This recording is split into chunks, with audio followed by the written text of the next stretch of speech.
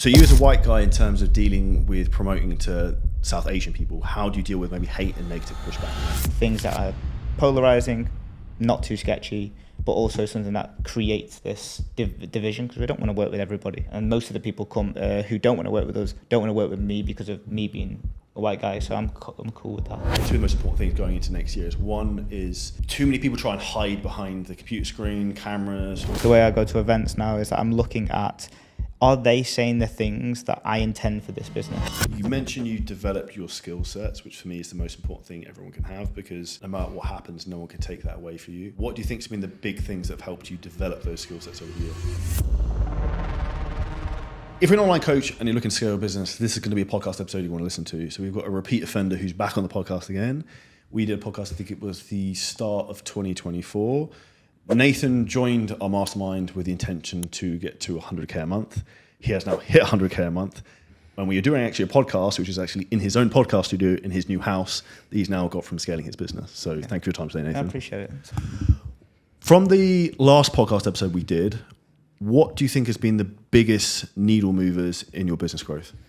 I think initially what we changed was the financial status of the business. We got the initial uplift from the payment and the package changes that we did. But when we came to January, we did 60,000 and we're like, hey, shit, I've got zero profit coming out of this business. So we looked through the numbers and we made some additional changes, which caused a lot of hiring changes because a lot of people left and we brought new people in. And I think that was the good part, bringing new people in, the right people to fill spots. So that changed massively. And then the other part was just the content style over the last 6 months to a year. We've gone from 30,000 followers to 142,000 followers, which means that we've got more people on our page, which means that we've got more fish in the fishing net. And that's obviously then had a downstream effect on everything that's in the business, everything from now having multiple coaches, sales teams, dials, triple the amount of VAs. It's all come from the stream that we have capacity now. For context, what's your niche for people who don't know? I work with South Asian, primarily Indian people, and help them get in shape while they eat traditional Indian food or whatever food they like. And for context, for anyone listening to this, Nathan is a white guy with loads of tattoos. Yeah. So we'll come into that in a minute as well. So one of the things when we first sat down, even when you started making a lot in the business, like probably the first month or two when we were working together, it's almost like the foundations it was built on were almost fucked to begin with in terms of it was impossible for it to work at that point, and you took the brave advice I gave you in terms of making some big changes. What would be your advice to people who are maybe afraid of having difficult conversations with people or changing their business? I mean, it sucks. I lost my favorite best coach, and I lost my best VA. But now we have people that replace them and are even better now. But that initial phase was rocky.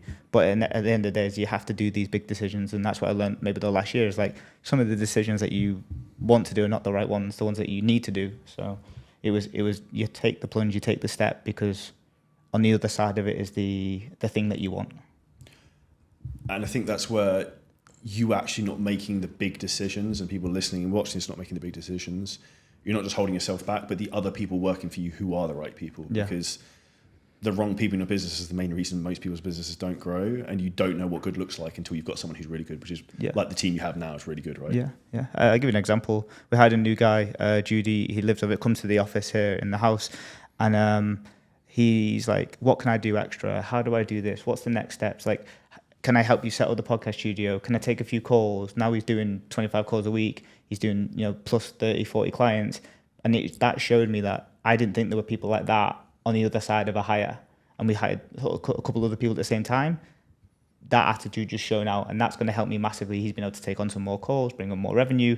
So it was the attitude that I saw, and that changed my opinion on hiring now. I was like, oh, there are levels to this. There are better people. And that now allows me to go and hunt for people like him, or hunt for people like the A players in my team. But once you get one of them, you see the difference, and that gap then allows you to change. Would you say at the beginning you were maybe just hiring people too quickly?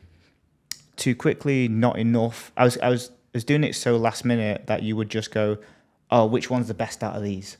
And the fact that these three were from our end of Instagram in your request files, they weren't hiring on LinkedIn and going through the job process, 3 applications deep. I was just hiring fast, too easy, and my standard of what good was for like what an interview process should look like, or the onboarding process, or telltale signs of what shit was when you see them, was so low. And this year has been one of those where it's like, okay, we made a mistake here, then the next hiring lot got better, then we made some mistakes, and then the hiring lot better. Now we're good for right now in terms of the quality. One of the things I like to think about a lot in, I think, business and life is like pain is knowledge really fast. It's like you hire someone, it fucks up. You learn a lot from each of those experiences. Yeah. What would you say has been the biggest thing you've maybe learned from me and us as 7-figure scaling systems, maybe in terms of like hiring and teams? I think from you guys, I think like Jack was really instrumental within the sales stuff. He was just like, he pointed out an attitude problem or a particular skill that was missing within 2 people, and he was like, get rid of them. I obviously just did exactly what he said because Jack's the G. And then now they were able, red flags and attributes that I don't take within the business anymore because I didn't do it straight away. I did it like 2 or 3 weeks later, and they just manifested more. So from Jack, it was the things that you need as salespeople, like what characteristics you need from them. That was a big one that allowed me to hire people that now, bring in. What were the red flags out of interest? Attention to detail. The second one was moving calls, or complaining about like the quality of calls straight off the bat. Like, I don't want to take this; it's wasting my time. That was a big one. And when you're in sales, you should be hungry for even the opportunity to be able to go and close somebody, because you might, on the other end of a non-qualified, is a paid up front. So that was that type of it's not worth my time was a massive one for me. I think that also works for coaching as well. Is like, it's not, or the VAs, it's not worth my time to do follow-up. It's not worth my time to take an extra call with the client. That little going an extra 10% is what you need from everybody to go 100%. If you look at the marginal gains difference, you look at something like the Olympics 100-meter final, like the difference between like first and third is like minuscule. Yeah. And all those small things are what add up. But this is where so many people cut corners. Like, I can't be bothered to follow up. I can't be bothered to do my check-ins on time. Yeah. I can't be bothered to do X, Y, Z. But I often see that even from coaches who own the business. Yeah. So if you're doing that and it's your business, what are your team going to do? Yeah. Because like you have to set the standard from the top down, and I wouldn't expect anyone to do anything that I wouldn't do, and I know you're very much the same. Yeah, and I think it was 2 months ago, you said, before the big month, you said you just need to get 10% better everywhere. And that was one thing with, like, previously, maybe the last 6 months, we'd had home run, content went crazy, bang, bang, bang, bang, bang, got sales, someone in that sold, that brought in the cash collect, I moved out of sales. But then at that moment, it wasn't like, there was no, golden bullet. There was like just 10% extra around that then I had to just focus on the shit I didn't want to do. And then by me doing more, the team did more, and then that's when that rocketed. From the front end perspective, one of the things we first spoke about and why I asked you what your niche was obviously you're a white guy with tattoos and you sell to South Asian people. Yeah. I said to you about getting Asian actors because it's incongruent with your offer. Yeah. What difference has that made? It's allowed me to play both sides of Instagram. One of the sides, which is like that contrast, which is, oh, I'm the white guy. This is weird. Why is he talking about that? That creates polarization. But on the flip side, some people want the know, like, and trust. So it's allowed our diversity of our content to be able to get the polarization through me just being me, and then getting the know, like, and trust from those guys. So that's really, really helped. The videos with the South Asian people in tend to do better and get the different style of people in, people that would normally be a little bit wary of me. And then I get the people that are like abrasive to that change. You also mentioned that getting people to wear Indian tops, like cricket tops, is doing well as well, right? Yeah, massive. We tried it a couple of weeks, 2 weeks ago, and like every video we do now with the Indian t-shirt or the Indian flag in the background is going crazy. It's those small minor details. So we noticed from the content that we did, but then track it over the last 6 months, we noticed that if there is Indian food or an Indian implement within the video, it goes rocket. And videos that don't have an Indian food in it or have like an implement, it just tanks or like doesn't perform as well. So like we use like icons or the classic stuff. We got lazy with the video editing, just put it on through there. But when we actually order from Deliveroo, we get the food or we make it. And then we then put it in front of the content. It just goes massive because people are like, holy shit. The ones in the supermarket went massive for us because we picked up food that was what is the one thing that every Indian in in maybe the US or the UK can associate with to some degree from a pastime perspective. It's like these biscuits called Parley G. It's our equivalent of McVitie's. So those Parley G biscuits are like, everybody knows them. So then we just got a load of those and then we did videos on that. And because it was like the thing that everybody knew, combined with a white guy that they didn't think worked, give them some good information, there was both sides of the coin in the comments, which then skyrocketed the views.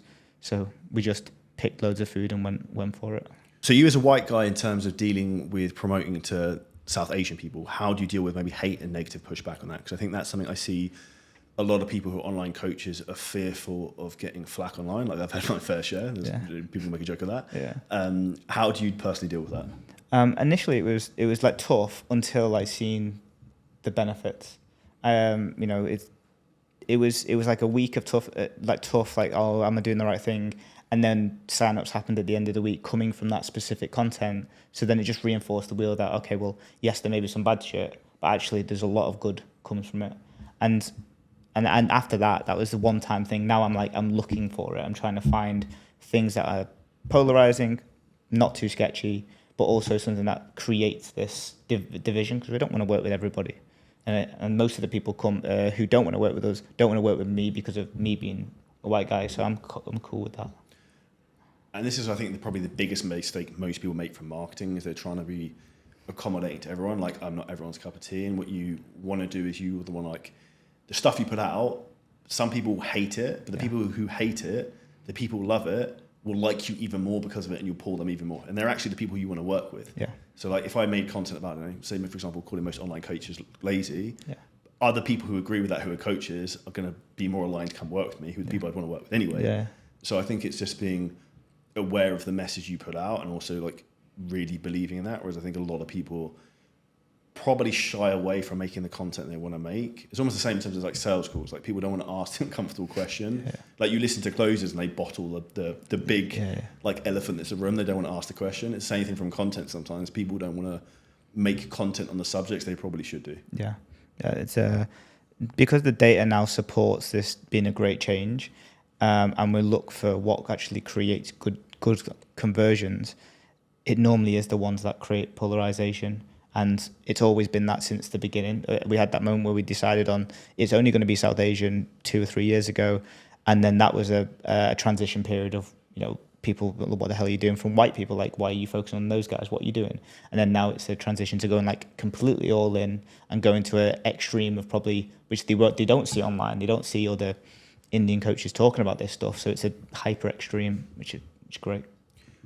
How important do you think communities are in online businesses? Because one of the things I love that you do is also very unique, is you travel, you meet your clients in person, do photo shoots all over our world. That, like, as I well know, we've had an event with 120 people on Friday, takes a lot of work and is expensive. Yeah. How important do you think that is going into 2025? I think it's everything. I think the further your community gets away from you, the more it can feel out of touch. And they are longing for it. Like, we go to Kenya because we like the holiday, but we go to Kenya like 3 times a year. We're just over in the US twice already, back to the UK. It's just those moments where they get to put a face to a name makes it a little bit more special. So A, you get the testimonials, 2, you get the results, you get the handshake, and then you get the pictures to prove it as well. So I think it's amazing for them, because then they can say, I'm going to go and see my coach. I'm going to go and see those guys. And normally the people that come to the events are the ones that stick around for a long time. You know, you don't rarely, for us anyway, you don't rarely get people that just come to one event and then they're not at the next one 6 months later. And it just seems to be one of those things where they get an opportunity to meet other people that they probably already know. We go to the Kenya event, for example, 7 people in a photo shoot, and one comes in, next person comes in, they're like, oh, you're with Autonomy? Oh, they're all like, they know each other from school back in the day. One's like a bread maker, the other one's like a home interior designer, all know each other. And it's like, that moment there allows them to be Autonomy without me even being there. So it's perfect. And this is what I think is 2 of the most important things going into next year. One is too many people try and hide behind the computer screen, cameras, all this other bullshit. And, like, you actually see them in person, they're not what you think they are. And I think that's you being proud of what you've built and actually being willing to be around your clients in person and show who you are. That's going to hugely help retention. But I also think it helps you psychologically, because when you physically meet and touch your own customers and clients who you've helped change their lives, it then gives you more belief in the process of what you're doing. So if you're getting negative feedback or pushback, it's like water of a duck's back. Yeah. I think the second thing is there is going to be more of a longing for like community and that type of environment. Because if you look at the way AI is coming into the world just generally, people can essentially get trained online by ChatGPT. Yeah. But what they can't get is accountability and other people who are going through the journey and the network and the friendships and the things that come with that and the stories to tell, which is really, I think, what people are looking for. Yeah, 100%. I think the other frame that is useful is that the way I go to events now is that I'm looking at, are they saying the things that I intend for this business? So like if they come and be like, oh, you know, this was great, but you know, I had to use a lot of discipline or whatever, like I had to use a lot of this, a lot of that, but my goal is not to have those things or even be a consideration, then I've got some messaging wrong. The coaching isn't the way it should be. Or equally, if everyone's leaving and being like, oh yeah, I got this, I'm able to eat this, we did this, we overcame that, then I'm like, okay, cool, my coaching's good. The feedback and the exit or the end of it is the desired result. And we've had that a few times where every year we've gone, there's been a different opinion on kind of what's happened with these clients. And every single year it's been relative to the delivery of the coaching. So every time we go, it's like, I always look at, am I getting this, am I getting that, am I getting this? And this is my like 3 things that I want from each result from a client. And sometimes it hasn't been that. And I'm like, okay, well, you go take a deep dive in the coaching. What are those 3 things? One is like, have they been able to create some level of self-accountability for themselves? Second thing is, have they been able to socialize, eat traditional food, eat their parents' food? And the third one is, do they understand that this is a forever thing now, as opposed to I'm good for now, I'm going to go into a diet and that's it. If I don't get those 3 things and it's just about like, oh, I used a lot of motivation, or like how my coach was really hard on me and that's all he was on me, I'm like, well, we can offer so much more as a coach. So I want everyone to experience, if I was coaching them, what would you get from me? Slightly controversial subject. Do you think most online coaches actually lack coaching skills? Yeah, 100%. We know people like K-Mac and stuff like that, who builds all of his track initially on just results. And I think getting great as a coach not only helps you, but the more I'm like leading a team, the more I realize the coaching that I've done for my clients is the same I'm doing for the team. It's just delivered in a different format. And actually my coaching has got better because my leadership's got better. And normally the bottleneck and like everything comes in like I want to train a VA, but I've never done the DM script, or I've never done the messages. And it's like, well, if you're 60% of a great coach, then your coach might only be 40%. So now you're way off the market. So if you're just about getting by with your results, just about getting by with your coaching, people that like it, then if someone comes in and they're learning from you, they're learning from okay, yeah. And I'd say the very similar scenario, the same thing happens with that from a sales perspective. Yeah. People are negligent in their own business to want to learn the skill of selling people, which is like the only 2 things that are going to grow your business, basically booking calls and closing calls. If you can't sell people, you're pretty screwed. Yeah. And then those people who can't sell then want to hire someone else in because they feel uncomfortable doing it. Yeah. And that person will only be as bad as they are. Yeah. So they're almost like set up to fail from the beginning. Yeah, 100%. Well, we had that this year. Like when I spoke to you, we're doing 250 quid months, right? Then you're like, okay, well, let's go and sell a 3K package, whatever. Terrible for me. I couldn't do it. And then after we had some conversations, sat on the calls with Jack, now we're closing. I did months on my own where I was closing like 60 grand just by myself. And then I brought someone in, and I could tell straight away, if I would have brought them in November, I wouldn't have known what to do with them. But I had like a framework that I'd done. I was averaging 1,500 deal size. Okay, at least I know how to get to 1,500 deal size. And I know how to close a paid up front. What's the difference between that and a monthly? How to deal with the objections, how to deal with the installment chunk down. But if I would have tried to hire 3 months ago, it would have been curtains. I would have been like, well, yeah, go and do it. Just sell 250 months. Yeah, just hopefully you close. But now it's like I'm able to improve the team because I'm bringing them up to a higher level. This is a framework I think about a lot, and it's like it's called bottleneck in a business, right? Because it's at the top, which always is the person who owns the business, runs the business. So if a business is really bad at sales, it's normally because the owner is really bad at sales. Yeah. If it's bad at content, it's because the owner is bad at content. Yeah. So it's like, if you actually think about whatever the problem is in your business, it's normally because the person running it is poor with that one thing. And normally the problem you don't want to deal with is the thing that's holding you back. Yeah. Like for myself, I know the thing I like doing is marketing. So I'll try and use marketing to solve all problems. Mm. Whereas the reality, that's not often the solution. You can't outmarket a shit sales team, for example. Yeah. Like you can just book them all calls, we're not going to close them. And I think a lot of people don't have that perspective to maybe be humble enough to want to learn the skill that's going to solve their problems. Yeah. Like, I sit down with Sarah doing our vision board thing, and I look back in the last year, and I just know that I've just developed a skill set for different things that I hated or didn't even know I needed. And over the last year, the skill set has just improved in everything. And therefore, the business has then improved. And I know that I can go and do coaching until the cows come home because I can take on 80 clients and be okay with it. But it's actually, even that the small things are the devil in the detail and the content side of things that we spoke about. The only reason why we're getting a bunch of views is because we're taking the skill set of attention to detail and what we do with content to another level. So you think you got the skill set, you think, okay, this is going to get by. But if you're not at 100K, not 150K or where you want to be, then there's a gap between your skill set and where you want to be. Otherwise, you'd already be there. It's the same thing you say to clients, right? Which is like, if you had the habits you needed to be shredded, you'd be shredded already. It's the same analogy. You mentioned you developed your skill sets, which for me is the most important thing everyone can have, because no matter what happens, no one can take that away from you. What do you think has been the big things that have helped you develop those skill sets over the year? Do you know what?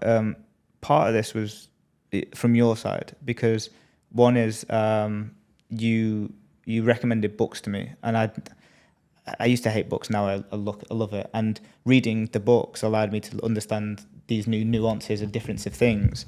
And then I think again, you said, I don't know, we were joking around about something. It was actually about your Duolingo. It's Spanish, right? Yeah. So I was like, I don't know why I said it. I was like, oh, you must be bored in your free time, and you just turned around like without no saying it. You just went, no, I always love to learn new skills.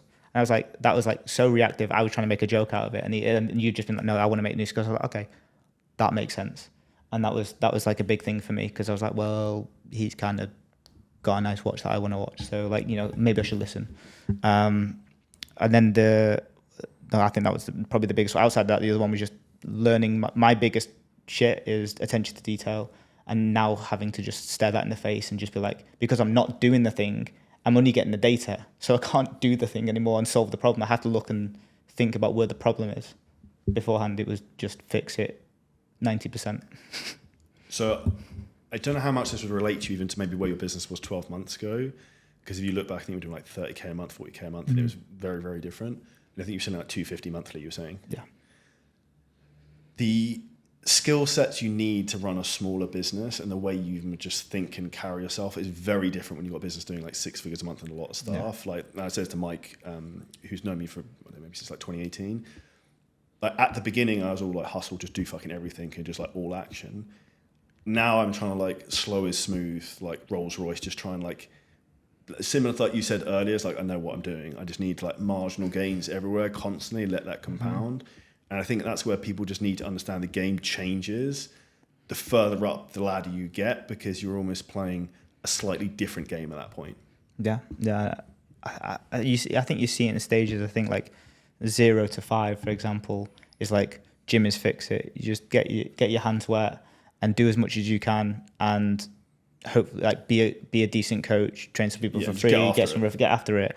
And then I think as you get team members, that's when you have to be like, you can't just do, you have to teach. And then everything else above that, the more avenues you go down, the more challenges you go down, the more team members you have, the more you have to become a different version. So, how difficult do you think that can sometimes be to almost get rid of the former version of yourself? Because for myself personally, I'd say there's almost like an identity shift as you go from different levels. So like, for example, when maybe 2019, I had like 210 coaching clients myself at one point. Yeah.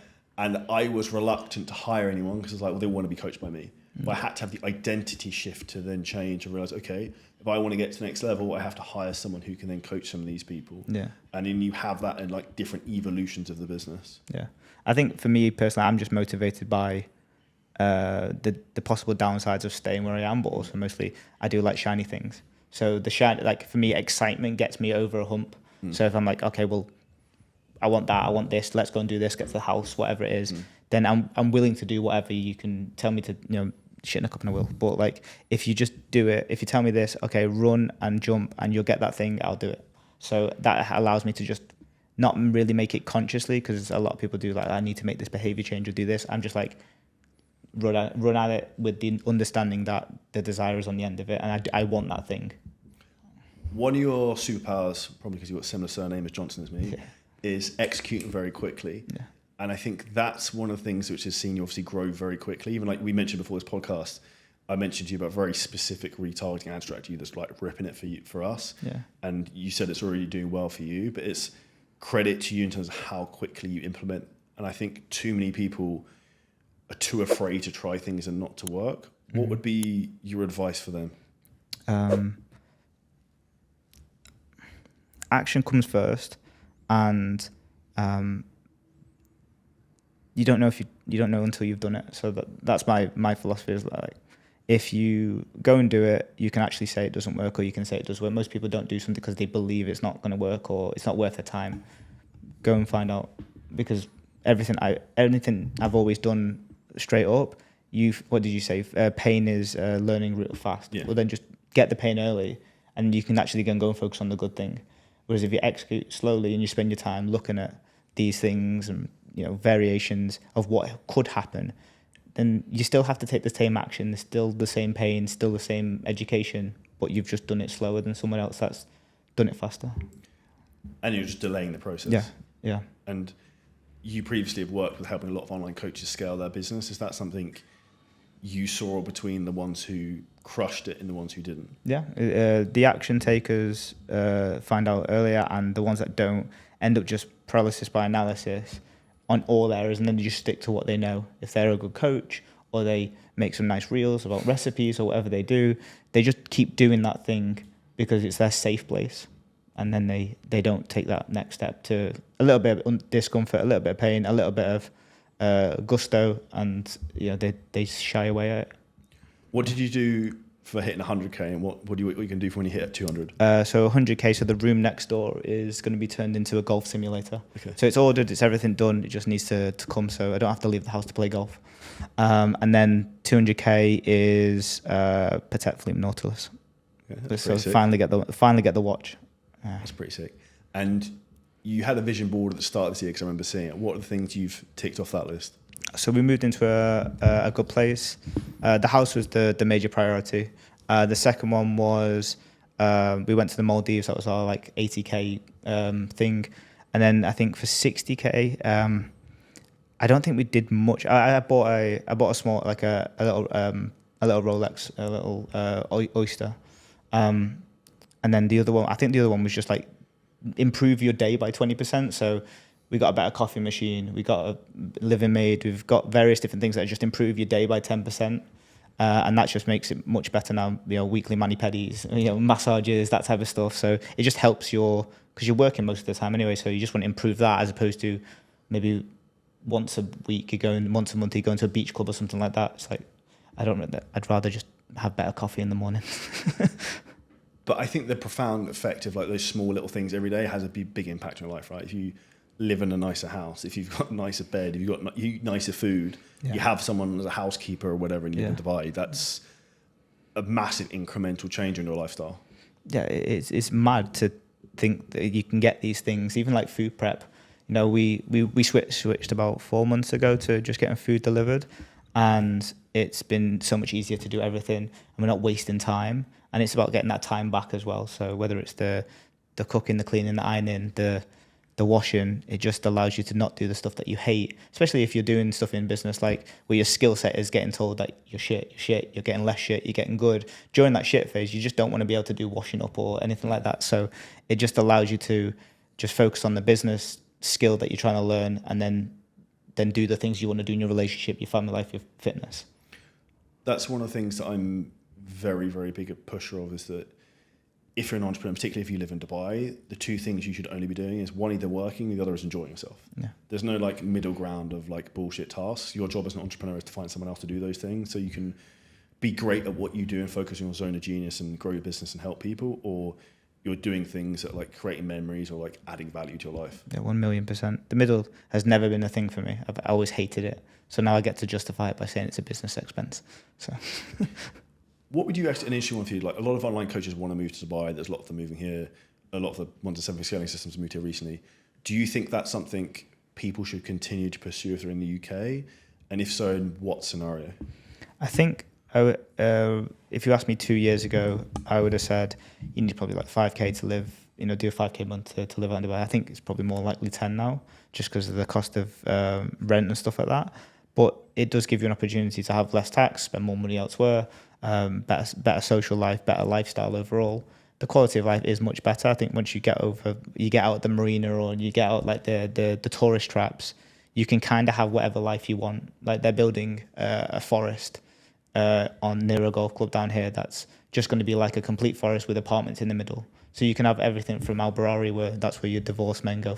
So here you go there. There you go. The apartments that are in the forest, and then you've got the other side of that. You've got the party stuff and villa life. So you can have anything.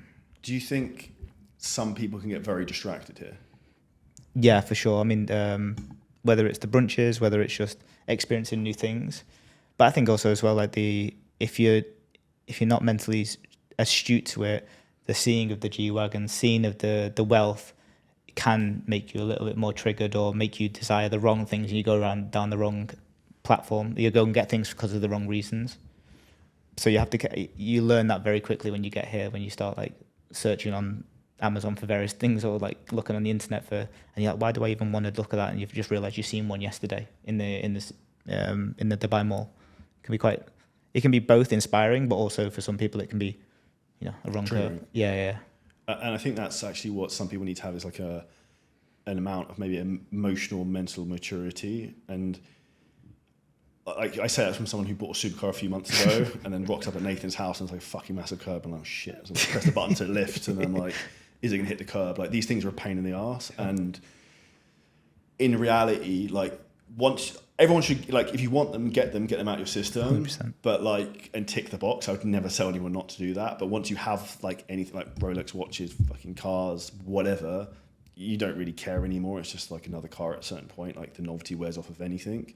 And I think it's then important for people to understand like what you should really be doing is just focusing on like the process within your business, or what you're doing within your life, that then gives you the fulfillment you're really looking for. Because the external shit of cars and other stuff that give you like quote unquote status, like particularly in Dubai, no one gives a fuck. Yeah.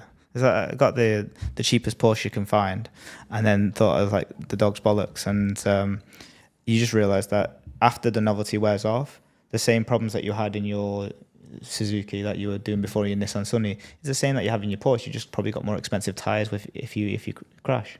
So it's just about making sure that you make the right decisions, and when you've ticked off the boxes, then go and chase quality of life as opposed to quality of other people's.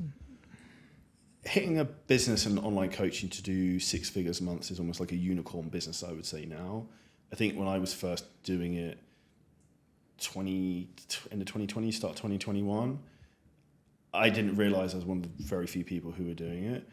I remember I spoke at, I think, one of the OT events. I don't know, were you actually there? No, it was was it before you? 4 months before I started. Okay. Yeah. So I remember speaking there, and people were like, "What the fuck is this guy doing?" And I was just like, I thought it was normal because I just didn't understand. What would your advice be to people who maybe at the beginning part of their business, who have aspirations to get to that type of level? And is that something you maybe thought you could have done when you first started? No, for me it was like chunks and chunks. So firstly it was like 5K. 5K I'll be good. All right, let's test it. 10K, and then I think around about the 30 mark, I was like, it's kind of a pain either way. Like, I'm going in. I'm going to do this for the next 10 years anyway. So let's make this as big as it can be, because at least then I don't have to do everything. That was kind of my motive to do 100 or more. Was like, I'm doing everything at 30K. It's going to be pain either way, pain of regression, pain of staying the same, or pain of change. Well, we might as well do it, because I'm not doing anything else. So you might as well get paid well for it. Exactly. Yeah. In terms of from that point of view, I think there's a lot of people don't understand that it actually gets, although the challenges on you with the bigger business are very different and maybe higher level stresses, you in some respects have less to do, but it's more of what you choose to do, which is a nice freedom. Yeah, it's I've took myself out of everything, pulled myself back into various different areas, and it's ultimately when you have the ability of having a team in the areas that can cover your ass and still perform really well, you then get to structure how you want it, as opposed to everything falls on your plate and you're looking after everything. So you can really do whichever one you want. If you want to stay in sales and do that, you can do. If you want to do, coaching, you can do. but being able to be out of it allows you to go back in. That's what I found last month, because I was out of coaching, out of sales for a while, and then last month we pulled back in, and it was a different feeling going back into it, knowing I didn't have to be there, but I chose to be in there for a particular reason. And that gives you a little bit more freedom, because you're not lumped with a task. You're doing it because you want to. One thing I see is a lot of coaches get stuck in that 10 to 20K a month range. Yeah. Why do you think that is? I think life is better than 0 or 5. At 10 to 20K, it's probably your first time that you've been able to afford what you want in the parameters of what's useful for you. So you can buy, a nice car on PCP in the UK. You can take your mum on holiday or take your girlfriend away or wherever you want. And I think you start getting the fruits of the labour, but it also is hyper relevant to how much effort you're putting in as well. And I think also you start to hire at that point as well, unless you're going to take on, unless you've done 100 clients before. Most people try and stay clear of, unless you're mental like us, we're like, okay, 100's fine, do 120. Most people they get to 60 and they're like, I don't know how I would do anymore, but I also don't want to make any more hires. So then they kind of just stall there. I think it comes down to some positive reinforcement of doing more than probably their circle as well, which really helps obviously with the 7-figure when you got people doing stupid numbers. And you're like, oh, maybe up's the way, That's why I posted in the WhatsApp the other day about targeting 50K a week. I was just like, this is going to provoke some people. Yeah, so let's start checking my Stripe. I was like, fuck. Yes. But that's what I want, because I know that's the same thing for me when I see people do well. I'm like, it gives you a bit of an extra 10%. I'm like, fuck, I need to do more. Yeah, so I think it's a positive reinforcement. They're probably the most earner out of all their friends. And then 2, coupled with probably not wanting to do more clients or not wanting to hire. And then you're just like, well, okay. And I think it's quite an uncomfortable place to sit. I've been there before, stuck with there for 3 months. But I've coached or been around people that have stayed there for a year and a half. And they're just good enough to be there, but not willing enough to do the next step. And I would actually say for most people listening to this, for you to get the next step, you have to almost kill the former version of yourself. And that comes from making big changes and being open-minded to try stuff. And the reason most people don't take the next big leap up, which is actually a very good book, mindset book people should read, is because they're not willing to step out the fold and try something uncomfortable. And because it's everything is hard when you first try and do it. The first time you try and use a new coaching app, or your first time you use Slack, that's fucking terrible. Yeah. But then after a month, you're like, well, how did I function without this? Yeah. I think most people come in the game to coach and help people, and the further they have to take away from that, it just exposes this thing of especially for me, I was just literally a PT with a sports rehabilitation background, did that for 10 years. I didn't know nothing else. So then to be able to take the safety net away makes you feel an uncomfortable... Vulnerable? Yeah, because you're just well, I'm kind of shit at sales right now, selling 250 monthly, struggling to do that. And now that's what I've got to do, or content. I've got to now record content every day because I don't want to waste my time, because I don't want to do nothing. But I also can't use the safety blanket, the coaching, because I need someone else to come do that. And now you've got 5 tasks: VA, lead generation, sales, marketing and content, copywriting, for example. And you're just well, this sucks because I suck at it or I don't like it. Hence why we probably got into coaching in the first place. So I think there's that dichotomy of you're doing less of the thing that you got in the business for, and that feels weird. I would say it almost feels awkward. And there's one of the presentations I'm doing at the weekend, there's a photo I show of my whiteboard, I think from COVID 2020. COVID was 2020? Yeah, 2020. And literally the list is 25 different things and all types of random stuff, from fixing Zapier, email stuff, ads. And it's because I was doing everything and learning to do everything myself, which I would say something that's important for people is, yes, it's going to be very difficult and it takes you a long time. I was fortunate to have the right people around me who I could ask questions and learned really fast. But once you know these things, it's like a superpower. So as I said to you about the Facebook ads thing, you knew exactly what I meant and you went and implemented it. Yeah. That's a really valuable skill. Yeah. That's only something I've learned recently with the time that I had. And when you fuck around and the week before send 200 quid's worth of ads to Malaysia and get nothing back, you learn very, very quickly. Pay attention. Yeah, you're like, fuck, why did it go 90% split to Malaysia? I was like, okay, well, maybe I shouldn't flood my inbox for that. Let's change that around. And then you mentioned it. It's like, okay, well, I know how to run them now because I've practiced it before, but now let's put some more attention to detail on it now. How important do you think mindset has been in your own progress?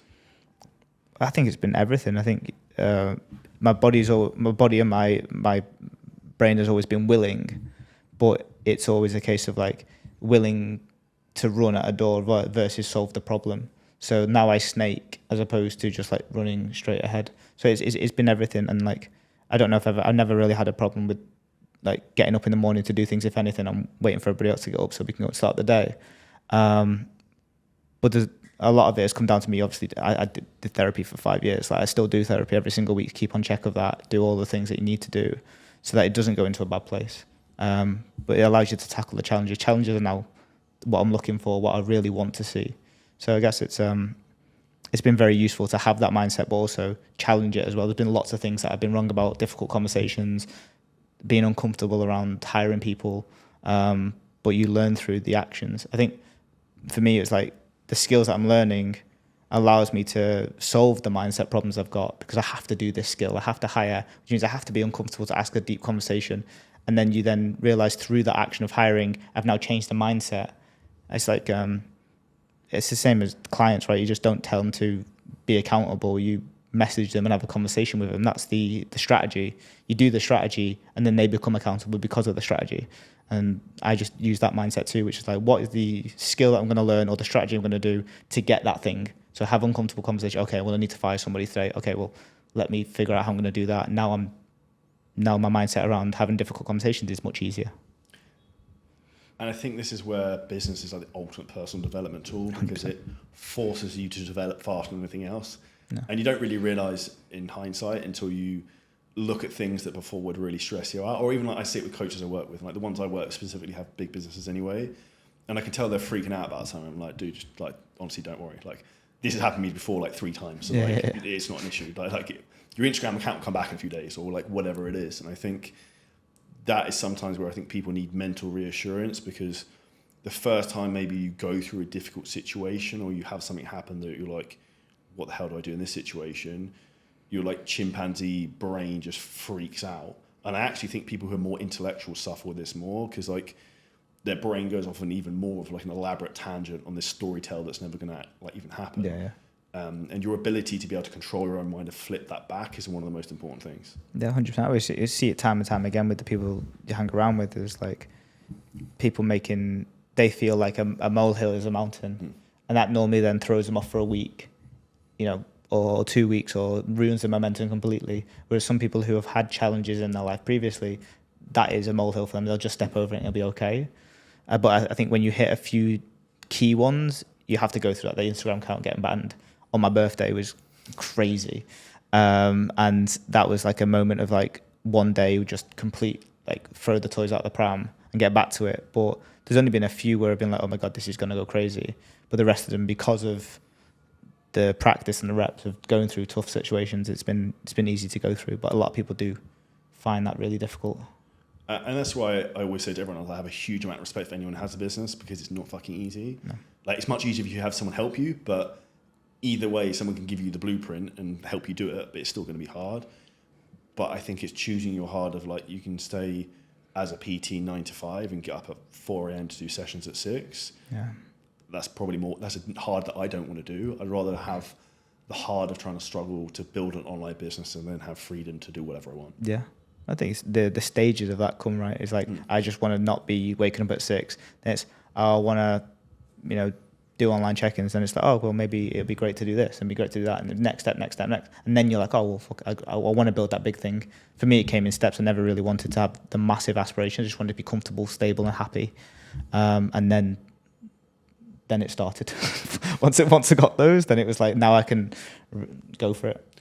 What do you think have been like the biggest inflection points in your business, like the biggest things that changed everything? I think the package pricing was key. I think the second point was the content, and then the third one was I think in going back into certain spots and working harder myself, like the whole thing of improving everywhere. Yeah. That was a stark difference. That was a 60k to 100k, 107k jump just by going back into everything 10% and working harder. So I didn't know that I needed to do that. I didn't think that was the next step. But then you go back in and now you get the fruits of that labor. So those are the 3 points, is like attention to detail and content. And that's a really important lever to even focus on 2 days. We do it 2 days a week now just to make sure that we focus on it. Absolutely. Versus before it was no scripting, none of this, none of that. Just winging it And just going, oh, we'll hope people sign up. And then the first one was the pricing, obviously being able to get to a point where I was having a salary. You know, before I met you, I didn't have a salary. I didn't have money coming in. I had 30k coming in, 30k going out, and I was having another job to support my lifestyle. So getting that freedom was really important to then being able to tackle all the challenges. Because I didn't even think it was a problem until you were like, the fuck are you doing? And I try and do that in a polite way. So like one of the words people take the piss at me sometimes on our like team, I say respectfully before I say something. So if anyone would know, if you ever hear me say respectfully, it's normally going to say something. Yeah. But I think that's one of the things that like everyone needs an outside perspective from someone who's probably done the thing they want to do. But like, yeah, you definitely don't. You need to change that, because like I see it all the time in people, and I can see people about to run into a car crash, but they can't even see it coming yet. It's like, you know, you're like in the car, and like particularly in Dubai, you see the like delivery driver about to get clattered by a taxi. Like you can see it happening. Yeah, that's like how I feel with some people's businesses when I see some of the stuff they're doing, and I think that's where people like, this is why you've done so well, because you're willing to make the hard pivot and make the big changes, which is why your business went from you not really getting an income to making over 100k a month. Like it's a big change because you made the big change and took on board the advice really quickly. Yeah, it's not coming from a place of like it's textbooks. It's come from been there, done that, got the t-shirt, and all of the team are exactly like with Jack in sales, for example, and even like Aidan with the ads. He's done all of these things. He's been inside your business, done everything, so that when it comes back to you, it's like, here's all the shit. Don't do any of that. Just do these. And normally that, like, if you've done it long enough, you know the things not to, at least to avoid anyway. And sometimes it's like, maybe it's not the thing to do, but just to make sure you avoid the things as opposed to the shiny things. And this is what's actually funny for me now. Like over the last 12 to 18 months, I've worked with so many trainers and seen so many businesses. Is like, I know straight away like what's good and what's not. Like without even like, I don't need a textbook. I have a gut feeling like, yeah, you should do that. You should do this. Because you just see. It's like pattern recognition. I think that's like the most important skill in your business, and it's something I thought when I was younger was bullshit. It's life experience. Yeah. Because the more you've been around the block, the more clients you've worked with, more businesses you've been inside of, the more things you've done, the more you can see, okay, that worked, that didn't work. Okay, we definitely don't do this again. Oh, Nathan, you want to do that? Yeah, definitely don't do this because Simon did that and it tanked. Yeah. Or Harry did this, it's crushing it. You might want to look at doing this type of angle or trying this type of targeting, and that's where. I think if you're in the right group of people, you almost like set yourself up for success straight away because you have a broad field of awareness. Yeah. And like my goal in particular with the CEO group that we work with is to try and create the best community of people with the biggest fitness businesses, because then everyone grows faster, because it's knowledge come from me, but it's also shared knowledge where like you will have no doubt learned a lot from some of the other guys and the things they're doing. Yeah, for sure. When you're around, like even when we play Simon, Harry, we play golf, it's the throwaway comments that you just like, oh, yeah, I won't do that. And then it saves you 2 hours on a Friday. And I think it's like life experience plus proof, because you can have loads of life experience working in Tesco, but like, have you done the thing has the person done the thing that you want to emulate, or at least done it with hundreds of other people and got the proof to back it up? That's the most important part, because you can say a lot of experience or a lot of advice, but if it hasn't worked, then it hasn't worked. 100%. I think that's something I see very evident more and more so online now, with a lot of people who say, come in to like coach people to run their businesses, yet they've never had a business. Yeah. And even you'll see a lot of like older school mentors who try and help people to scale online fitness businesses, but never actually done the thing themselves. And like one of the biggest things I'm a believer in is like theory and practice are very, very different. Because when you actually try to go and do something yourself is when you really learn. And that's why your business has grown loads like the last month or two. because you got back more in the trenches and you got quick feedback loops. Okay, like this is shit, we need to improve here. And that's how you get to the next level. And that's why the people who can teach anything the best are the people who've been in the trenches. Yeah. Well, it's like, it's the people that are coming out with like Instagram courses to go viral. But they're based on theory, based on ChatGPT, based on watching other people's content, not actually, here's the 50 million videos that I've run, here's the testing things, here's the results of them, here's how I did it. It's just, one's theory, one's experience. 100%. What would be your final piece of advice for anyone who's maybe sitting on the fence with maybe working with some of these scaling systems? I mean, we wouldn't be sitting in this room if we hadn't worked together. So for me, we've tripled the business. It's tripled the business in a year. And it's only got better, and it's improved me as a person. So yeah, jump on board and make sure that you do it, because the fruits are behind the wall that the fruits are behind the wall that you're blocking.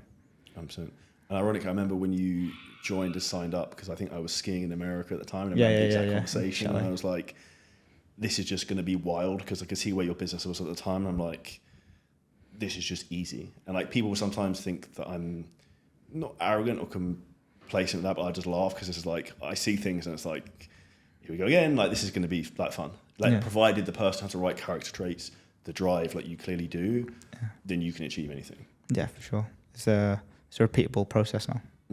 So, big thank you for your time today. Appreciate Thank you for using a podcast studio. I go back downstairs now. For anyone who's looking to scale their business and take it to the next level, you want to have similar success to Nathan, if you hit the link below this video, you can book in a free call to find out exactly how we can help you.